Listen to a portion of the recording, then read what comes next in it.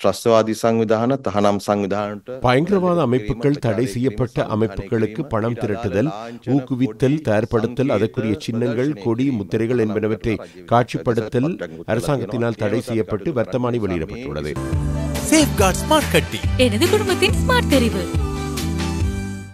அதன் அடிப்படையில் நாம் செயல்படுகின்றோம்.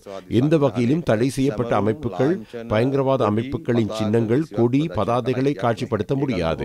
அது தொடர்பில் தெளிவாக பொதுமக்கள் பாதுகாப்பு அமைச்சர் ஊடகங்களுக்கு குறிப்பிட்டுள்ளார். எனினும் ஒரு இடத்தில் உயிரிழந்த தமது உறவினர்களை தனிப்பட்ட ரீதியில் நினைவு கூறுதல், அதனை தடுக்க அரசாங்கத்துக்கு உரிமை இல்லை. உறவினர்களை நினைவு கூறுவது ஒன்று, எல்டிடி அல்லது வேறு அமைப்புகளை ஊக்குவிப்பது என்பது மற்றொன்று. அது தொடர்பில் சிக்கல் பட தேவையில்லை. உறவினர்களை நினைவு கூறுவதற்கான உரிமையை மதிக்கின்றோம். வேறு வகையில் தடை செய்யப்பட்ட அமைப்புகளையும் அரசாங்கத்தினால் தடை செய்யப்பட்ட அமைப்புகளையும் நினைவு கூற அனுமதிக்கப்பட மாட்டாது.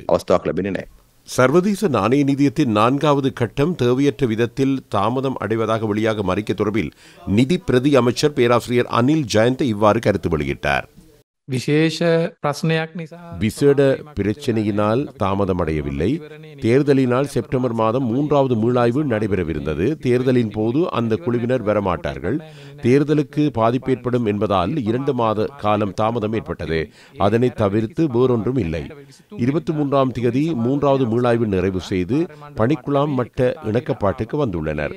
அந்த விடயங்களில் ஒரு சில விடயங்கள் 2025ஆம் ஆண்டு வரவு செலவு திட்டத்தில் சுட்டிக்காட்டப்படும். IMF அடிப்படை இணக்கப்பாட்டுக்கு அமைய எதிர்காலத்தில் அவர்களது பணிப்பாளர் சபைக்கு சமர்ப்பிக்கப்படும். 2025ஆம் ஆண்டின் வரவு செலவு திட்ட 2வது வாசிப்பில் செலவு மதிப்பாய்வு முன்வைக்கப்பட்டதும் இணக்கப்பாடு வெளிப்படுத்தப்பட்டால் பணிப்பாளர் சபை அனுமதிக்கும். அதனை தவிர வேறு எந்த தாமதமும் ஏற்படவில்லை.